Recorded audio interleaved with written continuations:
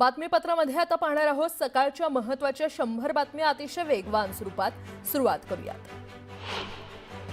नवाब मलिकांऐवजी सना मलिक यांच्या नेतृत्वात निवडणुका होण्याची शक्यता आहे. सना मलिक यांचा चेहरा समोर करण्याचा अजितदादांचा विचार असल्याची माहिती सूत्रांनी दिली आहे.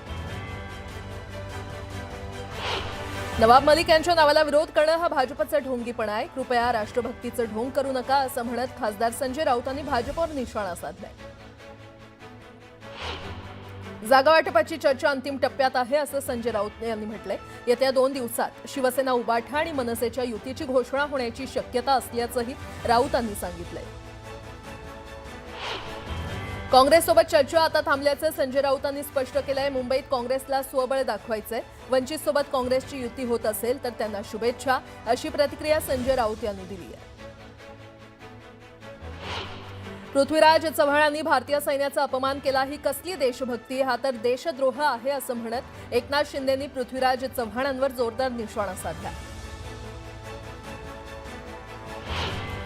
सांगली, मिरज आणि कुपवाड महानगरपालिकेत योग्य वाटा आणि सन्मान दिला नाही तर स्वबळावर लढणार असल्याचा इशारा मंत्री शंभूराज देसाई यांनी दिलाय. सांगलीमध्ये महायुती म्हणून लढण्यास तयार, मात्र सन्मानजनक जागा मिळाल्या पाहिजेत असं शंभूराज देसाई म्हटलंय. महापालिकेच्या जागा वाटपावरून शरद पवारांची राष्ट्रवादी आणि ठाकरेंच्या शिवसेनेमध्ये आरोपांच्या फैरी झडल्या.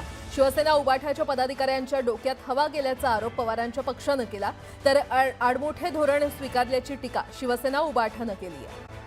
मंगळवेढा नगरपालिकेच्या प्रचारासाठी भाजपनं महिला मेळावा घेतला. या मेळाव्यामध्ये आमदार चित्रा वाघ यांनी महिलांशी संवाद साधत असताना सर्व महिलांना खा कुणाचंही मटण पण दाबा कमळाचं बटण असा प्रचार मंत्र दिला. छत्रपती संभाजीनगर महानगरपालिका निवडणुकीसाठी छत्रपती संभाजीनगरमध्ये राष्ट्रवादी स्वबळावर लढणार असल्याची माहिती समोर आली आहे.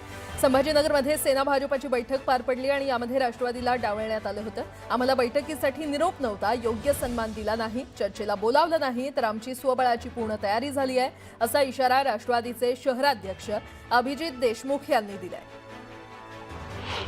पिंपरी चिंचवड महानगरपालिकेची निवडणूक भाजप आणि राष्ट्रवादी मैत्रीपूर्ण पद्धतीनं लढणार असल्याचं देवेंद्र फडणवीसांनी जाहीर केलं होतं. मात्र फडणवीस यांचा आदेश धुडकावत युद्ध हे युद्धासारखंच लढणार असं सांगत पिंपरी चिंचवडमधील भाजपचे आमदार आणि नेत्यांनी राष्ट्रवादीला खुलं आव्हान दिलंय.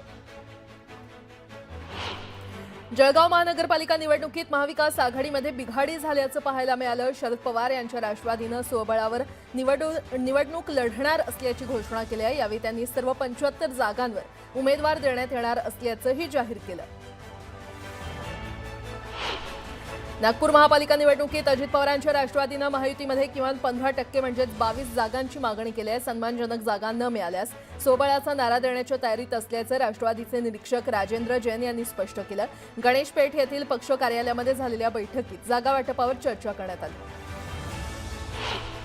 दोन्ही राष्ट्रवादी एकत्रित लढण्याबाबतचा प्रस्ताव अद्याप शरद पवार यांच्या राष्ट्रवादीकडे आला नाही. सध्या पुणे पिंपरी चिंचवड महानगरपालिका निवडणुकीत दोन्ही राष्ट्रवादी एकत्रित लढण्याबाबत जोरदार चर्चा आहे. कल्याण डोंबिवलीमध्ये राजकीय वातावरण चांगलंच तापलं. एकीकडे काँग्रेसचे माजी जिल्हाध्यक्ष सचिन पोटे शिंदेंच्या शिवसेनेमध्ये प्रवेश करण्याच्या तयारीत आहेत, तर दुसरीकडे कल्याण पश्चिमेतील मनसेच्या 2 प्रमुख चेहऱ्यांनी आपल्या सदस्यत्वाचा राजीनामा दिलाय. मनसेचे माजी शहराध्यक्ष कौस्तुभ देसाई आणि त्यांच्या पत्नी माजी नगरसेविका कस्तुरी देसाई यांनी मनसेला रामराम ठोकला. ठाण्यात शिवसेनेच्या इच्छुक उमेदवारांनी आनंद आश्रमात अर्ज दाखल करण्यासाठी गर्दी केली. मंगळवारी झालेल्या बैठकीत शिवसेनेच्या सर्व कार्यकर्त्या पदाधिकाऱ्यांना महानगरपालिका निवडणुकीसाठी एकनाथ शिंदेंनी कानमंत्र दिला होता. त्यानंतर आता इच्छुकांची गर्दी पाहायला मिळते.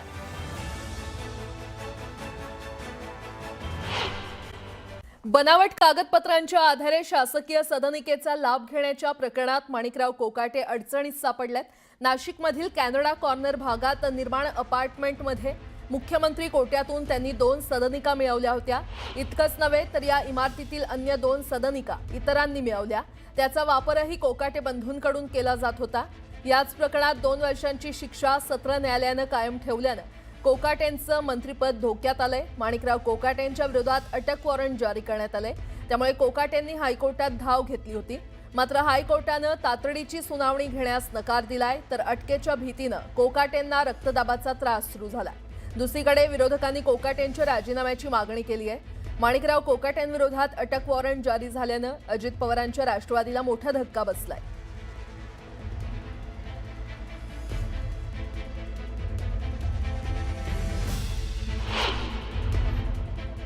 माननीय न्यायालयाने अतिशय स्पष्ट आदेश पारित केलेले आहेत. त्यानुसार माणिकराव कोकाटे मंत्री यांच्या विरुद्ध अटकेचे आदेश पारित झालेले आहेत. त्यांनी त्वरित पोलिसांसमोर शरण जावे किंवा पोलिसांनी त्यांना अटक करावी असे न्यायालयीन आदेश पारित झालेले आहेत. कलम 418 CRPC अन्वये मेहरबान कोर्टाने उचित कारवाई पूर्ण केलेली आहे. न्यायदेवतेच्या डोळ्यावरची पट्टी आता दूर झालेली आहे. न्यायालयीन प्रक्रियेनंतर शिक्षा झालेली असल्यामुळे याला कुठेही राजकीय आरोप असं म्हणू शकत नाही. पूर्ण 30 वर्षांच्या लढाईनंतर हा निर्णय आलेला आहे, तर याला कुठल्याही परिस्थितीत राजकीय आरोप कसं म्हणू शकता तुम्ही? दोघांच्याही विरोधात शिक्षेचा निर्णय झालेला आहे. कोकाटे आणि त्यांचे बंधू दोघेही कन्व्हिक्टेड. आज संध्याकाळी अजितदादांची माझी ज्यावेळेला भेट होईल रात्री किंवा उद्या होईल त्यावेळेला त्या विषयावरती चर्चा होऊ शकते. शेवटी आपल्या देशामध्ये कायदा आहे, संसदीय लोकशाही प्रणाली व्यवस्था आहे. अशा वेळेला नेमकं काय करायचं याचं धोरण यापूर्वीच्या कालावधीमध्ये ठरलं गेलेलं आहे. पक्षांतर्गत जो विषय असेल तो आज किंवा उद्या सकाळी त्या ठिकाणी चर्चा करून अंतिम केला जाईल. माझ्या माहितीप्रमाणे दादांची आणि मुख्यमंत्र्यांची सुद्धा भेट झाली. राष्ट्रवादी काँग्रेसचे नेते धनंजय मुंडेंना पुन्हा मंत्रिपदाची लॉटरी लागणार असल्याची चर्चा राजकीय वर्तुळात आहे आणि याला कारणही तसंच आहे. कारण माणिकराव कोकाटेंविरोधात अटक वॉरंट जारी झाल्यानंतर धनंजय मुंडे थेट दिल्लीत दाखल झाले. माणिकराव कोकाटेंचं मंत्रिपद जाणार असं बोललं जात असल्यानं मुंडेंनी दिल्ली गाठत अमित शहांकडे मंत्रिपदासाठी गळ घातली. खुद्द राष्ट्रवादीचे प्रदेशाध्यक्ष सुनील तटकरेंनी मुंडेंसोबत जात अमित शहांचं दार ठोठावलं. बंद दाराआड तिघांची चर्चा पार पडली. या चर्चेनंतर धनंजय मुंडेंची सकारात्मक देहबोली बरंच काही सांगून जाते.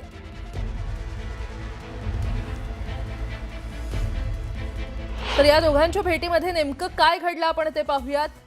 धनंजय मुंडे आणि अमित शहा हे मुंडे भेटीसाठी खरं तर तटकरेंनी मध्यस्थी केली.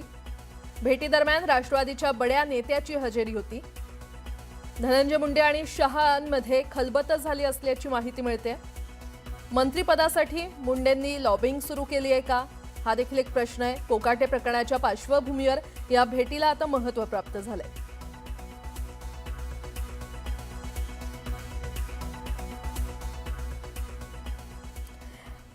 दरम्यान सुनील तटकरे यांना याबाबत विचारलं असता त्यांनी काय उत्तर दिलं पाहूयात.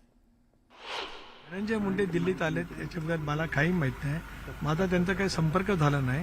कारण आता मी सुद्धा इथूनच मुंबईला त्या ठिकाणी जायला निघणार असल्यामुळे जर काही त्यांचा संपर्क झाला तर मी जरूर त्यांना विचारेन त्यांचं दिल्लीचं येण्याच्या पाठीमागचं प्रयोजन नेमकं काय. कारण त्यांचा हायकमांड मुंबईत आहे. पक्षाचा माणूस येतो आणि सर इकडच्या सगळ्या खासदारांना फोन पण नाही, म्हणजे काहीतरी नाही असं नाही. काय त्यांचं कदाचित व्यक्तिगत काम असेल असं असू शकतं. काही व्यक्तिगत कारणासाठी सुद्धा ते येऊ शकतात. राज्याचे क्रीडा मंत्री माणिकराव कोकाटे यांनी आपल्या पदाचा राजीनामा दिलाय. मुख्यमंत्री देवेंद्र फडणवीसांकडे त्यांनी आपल्या पदाचा राजीनामा सोपवल्याची माहिती मिळते. सदनिका घोटाळ्याप्रकरणी अटक वॉरंट जारी झाल्यानंतर माणिकराव कोकाटेंची खाती कुणाकडे सोपवणार अशी विचारणा मुख्यमंत्र्यांनी अजित पवारांकडे केली होती. मात्र मुख्यमंत्र्यांच्या इशाऱ्याकडे दुर्लक्ष केल्यामुळे मुख्यमंत्र्यांनी माणिकराव कोकाटेंकडील खातं काढण्याची शिफारस करणारं पत्र राज्यपालांना पाठवलं होतं. मुख्यमंत्री देवेंद्र फडणवीस यांच्या शिफारसीनंतर माणिकराव कोकाटेंकडील क्रीडा खातं अजित पवार यांच्याकडे सोपवण्यात आलं. महायुतीची अशी काय मजबुरी आहे की महायुतीला वारंवार असे सगळे करप्टेड लोक मंत्री म्हणू लागतात? काय महायुतीच्या एकूण त्यांच्याकडच्या असणाऱ्या आमदारांच्या संख्येमध्ये काही स्वच्छ चारित्र्याचे आमदारच नाहीत का? अगदी राष्ट्रवादीकडे सुद्धा दिलीपराव वळसे पाटलांच्या सारखे लोक आहेतच की, जे गुणी आहेत, अनुभवी आहेत, स्वच्छ आहेत. पण अशा लोकांच्या ऐवजी माणिकराव कोकाटेंसारख्या लोकांच्यासाठी पक्षाची प्रतिष्ठा पणाला लावणारे लोक हे थोर आहेत. काहीही असो, विरोधक म्हणून आम्ही मात्र या मुद्द्यावर ठाम आहोत की होय, कोकाटेंचा नुसता राजीनामाच नाही तर कोकाटे यांची आमदारकी सुद्धा रद्द झाली पाहिजे. दरम्यान या संदर्भात रोहित पवार यांनी ट्विट केलेलं आहे. आमदार रोहित पवार यांनी माणिकराव कोकाटे यांच्या राजीनाम्यावर ट्विट करत प्रतिक्रिया दिली आहे. माणिकराव कोकाटे यांचा राजीनामा असल्याचं त्यांनी म्हटलंय. मंत्री कोकाटे यांचा राजीनामा म्हणजे निसटण्याचे सगळे मार्ग संपल्यानं नाईलाजानं घेतलेला हा निर्णय आहे. वास्तविक नैतिकतेच्या आधारावर कनिष्ठ न्यायालयानं शिक्षा ठोठावली तेव्हाच त्यांनी राजीनामा द्यायला हवा होता, किंवा सरकारनं तरी त्यांचा राजीनामा घेऊन सरकार खऱ्या अर्थानं वेगवान आहे हे दाखवून द्यायला हवं होतं. यामुळे किमान कायद्याचा सन्मान तरी राखला गेला असता आणि कायदा आणि न्याय हे सर्वांसाठी समान आहे असा चांगला संदेश देखील समाजात गेला असता. पण तशी अपेक्षा माणिकराव कोकाटे यांच्याकडून करणंच चुकीचं आहे. असो, या राजीनाम्यातून अनेक जण धडा घेतील ही अपेक्षा. आम्ही मात्र मंत्री शिरसाट यांच्याही विकेटची वाट पाहत आहोत, असं ट्विट रोहित पवार यांनी केलेलं आहे.